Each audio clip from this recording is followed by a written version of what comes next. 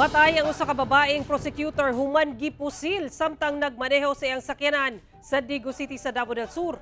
Suspect nga mismong half-brother matud pa sa biktima, arestado. Ani ang report ni Argil Relator. Samad pinusilan sa ulo ang mitapos sa kinabuhi sa 54 anyos nga si Attorney Eleanor de la Peña, Assistant Provincial Prosecutor sa Davao Occidental.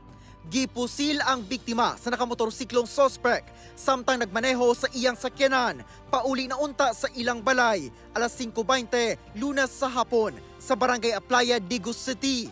Busa, mibangga na ang sakyanan sa gate sa usa ka balay sa lugar.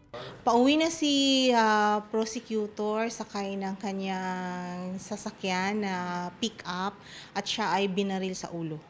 Sa gipahigayong hot pursuit operation sa Digo City Police sa National Highway nga sakop sa lungsod sa Sulop, nadakpan ang gitudlong suspect nga mao ang 56 anyos nga half-brother matud pa sa biktima. The description of the witnesses and yung nakuha sa CCTV nagmatch doon sa suspect na nadakip ng Digos Police Station. Nakuha sa posisyon sa suspect ang 12-gauge shotgun shells, 27 ka 5.56 mm live rounds ug usa ka M16 rifle magazine.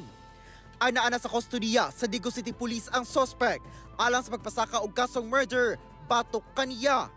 Bikil sa yuta ang ginalantaw nga posibleng motibo sa pagpamusil patay sa biktima. Ginapaningkamutan pa sa GMA Regional TV 1 Mindanao nga makuha ang pahayag sa suspect. Samtang gikondena na sa Integrated Bar of the Philippines, Davao del Sur Chapter ang maong hitabo. Gipangantisab sa National Prosecution Service 11 nga ilang imbestigahan pag-ayo ang maong hitabo aron makapot ang hustisya.